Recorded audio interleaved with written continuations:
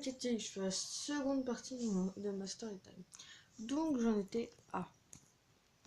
Excusez-moi, je vais arriver. Donc j'ai fait je rentrais à la cantine et tout ça et elle me voyait vraiment toujours en larmes et la meuf elle s'inquiétait mais vraiment trop pour moi.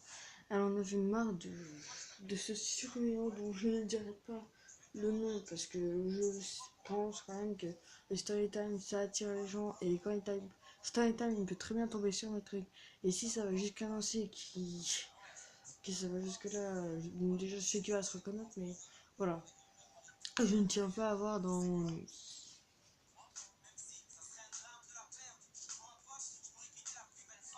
Excusez-moi, j'ai mis du Big Flo aujourd'hui comme c'est mes chanteurs préférés. Même de pas m'empêcher. Enfin bref. Donc cette meuf est venue voir ma mère.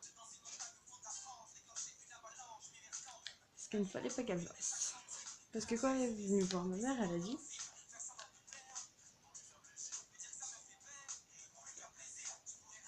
excusez-moi, me faire lire. Il est pas beau comme ça, mon ours. Donc, elle est venue voir ma mère en lui disant ouais, je travaille à la cantine. Ta fille pleure tout le temps. À chaque fois que je la vois à la cantine, elle pleure. Je m'en fous. Je sors du sujet. Je me souviens une fois, parce que nous on s'asseyait, on était à table, on discutait, ils nous amenaient le plat. Et là, ils emmènent le plat et moi je le prends pour me servir. Et il y a là la meuf qui a mon ancienne meilleure amie, qui me le prend et elle dit ouais c'est moi, c'est moi, c'est moi, et tout ça. Et moi je dis non, et puis moi la bouffe c'est précieux, donc moi je le prends le plat. Et puis elle dit ouais mais c'est moi, non mais tu me l'arraches de moi et tout ça. Donc la meuf et les pions et tout ça ils sont venus, ouais tu lui donnes tout de suite le plat, nanani, nanana. Et ils commencent à me juger sur mon poids. Donc moi ce que j'ai fait, c'est que je lui ai presque balancé à la gueule. Je lui ai dit tiens garde-le ton plat. Et je n'ai pas mangé du midi. Ma mère elle a payé un repas pour moi. Parce que je me suis tournée comme ça, je pleurais. Et je ne voulais rien entendre. Je vous jure, j'avais les yeux fermés, il y avait des larmes qui coulaient. J'étais vraiment comme ça parce que il y avait les tables et puis là, il y avait là, il y avait la vitre et il y avait les tables comme ça. Donc, et là, il y a une allée et puis là, il y avait encore des tables qui étaient vers là. Donc moi, j'étais du côté vide, donc je regardais la vitre comme ça, mais je ne regardais même pas. J'étais vers la vitre pour pas que personne ne me voie. J'avais mes cheveux comme ça, j'avais la main comme ça. Je Puis j'avais vraiment ma main qui tenait mon bras parce que j'avais mal au bras en fait. Et je pleurais, j'avais des larmes qui coulaient, mais j'avais les yeux fermés, donc voilà. Et il y a la meuf là, elle est venue, elle m'a dit, enfin il y a des pions, ils sont venus, ouais mange, voilà, nanana, parce que c'est, en fait les enfants s'ils mangent pas, eux ils perdent dans leur paye. Ça je l'ai su bien après. Mange et tout ça, nanana, et je dis non, je vais pas manger votre plat de merde, vous avez pas voulu que je prenne le plat, je ne mangerai pas votre plat de merde. Ça leur a pas plu. Hein. Et au bout d'un moment, elle commence, tu vois, une meuf, elle était âgée, elle commence à me tirer et tout ça, mais mange, mange, mange. Mais j'avais juste envie de lui dire, ferme ta gueule, je ne veux pas manger. Mais je l'ai pas dit. J'ai dit non, non, non. Et là, il y a donc la mère de ma pote qui vient, qui dit, Alexa, mais allez, mange, c'est mieux, c'est pour ton bien et tout ça. Moi j'ai dit oui mais j'en ai marre de cette cantine, j'en ai marre de cette école, tout ce que moi je vais aller rejoindre mamie. Et elle savait que ma grand-mère était morte. Donc elle me dit non, non, non, tu ne fais pas ça, tu n'as pas intérêt à aller rejoindre ta grand-mère, tu attends au moins que tu aies 70 ans ou voire beaucoup plus. Profite de ta vie, ne fais pas ça, ne meurs pas, tu n'as pas intérêt, je te jure. Et voilà, enfin bref. Donc cette histoire, elle la raconte, donc la mère, elle l'a racontée à ma mère. Oh là.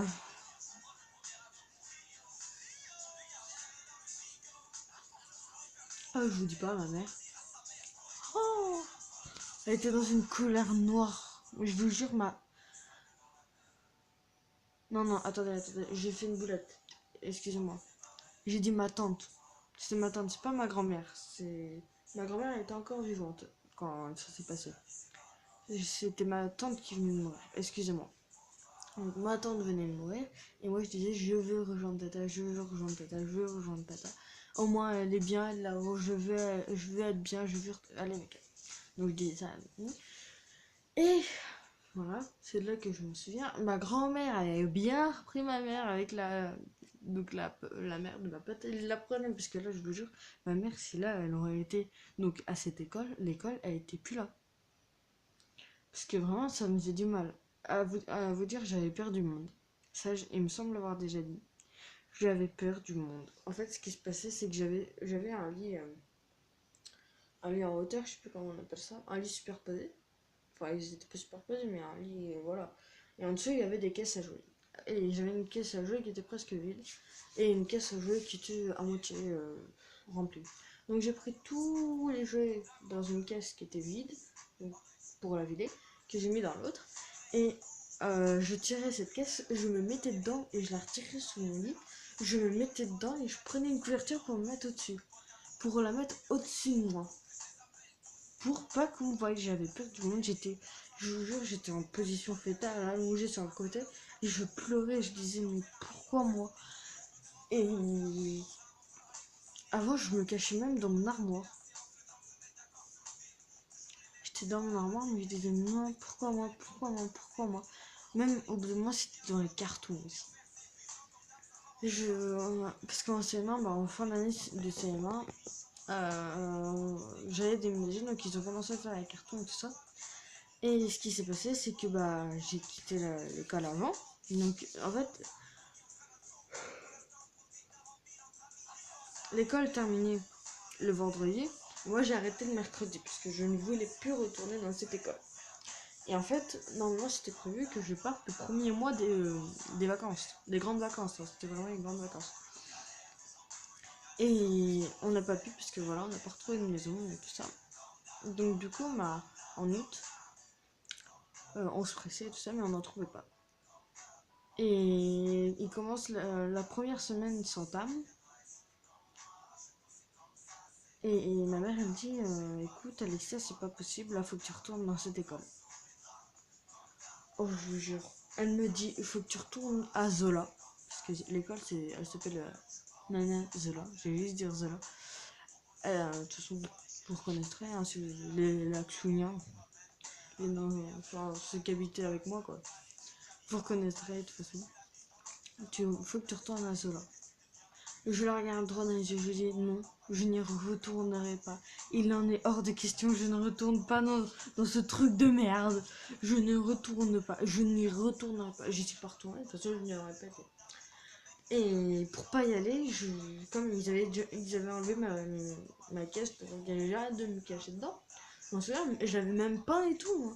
J'avais mis une petite couverture au fond pour être à l'aise et tout ça. J'avais pas là, j'avais collé des stickers, j'avais vraiment fait ma cabane, c'était ma boîte à la fin. Donc je m'étais fait une cabane en carton, je vous jure, c'était... Enfin voilà quoi. Je ne pouvais plus de cette école, je n'en pouvais vraiment plus. Et quand je suis venue ici, j'étais plus posée. Déjà le premier soir où j'ai mangé chez moi. Parce que le premier soir où on habitait, comme on n'avait pas encore la table, la nourriture et tout ça, on a mangé chez des amis. C'est des amis à ma tante, mais ils nous ont invités à manger parce qu'ils nous ont aidé à déménager. Donc, voilà. Et donc le lendemain, j'ai mangé chez moi, dans ma maison. Et pendant le repas, j'ai pleuré. Et après le repas, je suis allée voir mes parents, je les ai serrés tout fort dans les bras, je leur ai dit merci. Merci, je suis libérée maintenant. Merci maman. Mais je pleurais. Et là, je vous jure, ils se sont regardés, mais l'air de dire, mais putain, mais qu'est-ce qu'on a fait subir à notre fille? Qu'est-ce qu'on a fait subir à... Je veux dire, on disait ça dans leur regard. Qu'est-ce qu'on a fait subir à notre fille pour qu'elle soit comme ça? Et en vrai, Jusque pendant moins, ouais, 1 mois ou 2 mois, je pleurais tout, je pleurais encore. J'étais sur ma terrasse et je pleurais. Je me disais, oui, mais c'est bon, je suis libérée. 1 mois, ouais, je me rajoute du temps, moi. On va dire plus 3 jours. Pour moi, ça faisait 1 mois, mais ça faisait juste 3 jours après ma rentrée. Puisque, en fait, à ma rentrée, moi j'étais à côté de personnes, tout ça. Enfin, des gens, quoi. Puis, bah, j'étais tombée amoureuse d'une personne.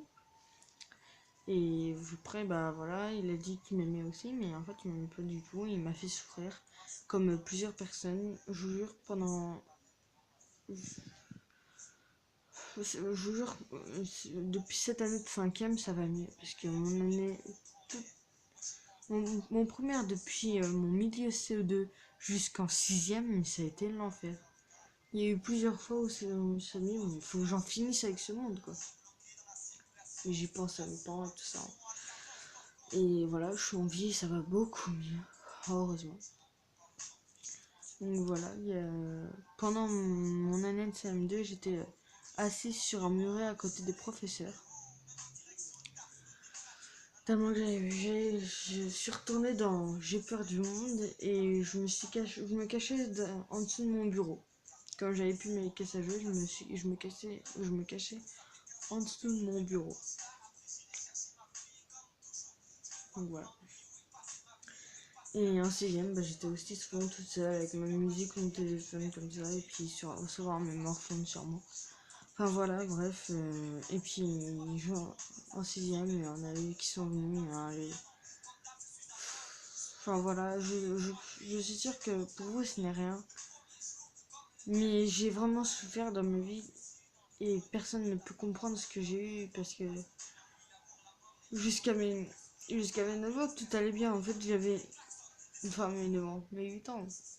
Ma vie, elle était bien, je voyais la vie en rose et tout ça. Ma famille, elle était soudée. J'avais des amis, tout ça. Et puis, bah là, voilà. Juste un décès dans la famille. Un décès. Puis la famille a été détruite. Puis le deuxième. Bah, pour vous dire, j'étais vraiment une grande famille. Et pour vous dire, maintenant, je n'ai plus que ma tante. Où il y a ma cousine, donc Elodie. Où il y a Léa, Noémie, tonton, tata. Voilà. Mes parents, ma soeur et son chéri. Qu'avant j'avais des tontes par là, des oncles par là, j'avais une grand-mère, des grands-pères et tout ça. Que maintenant je n'ai plus rien. Il y a trop de décès, la famille s'est cassée. Donc bah voilà. Ma famille, quand on peut dire cassée, je n'ai plus de famille. Et voilà quoi. Pour vous dire, ma mère, elle a 3 sœurs et un frère. Ils étaient 5. Il n'y a plus que le frère maintenant qui compte.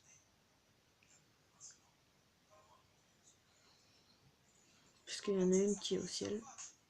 Une de ses sœurs qui est au ciel. Et puis les 2 autres, elles veulent plus lui parler. Enfin bref, voilà, je vais pas rallonger dessus parce que voilà. Je vous fais des gros bisous et c'est sur en quelque sorte un peu de pleurs que je vous quitte. Mais c'est bon, ça va aller. Je vous fais vraiment des gros bisous, je vous aime très très fort.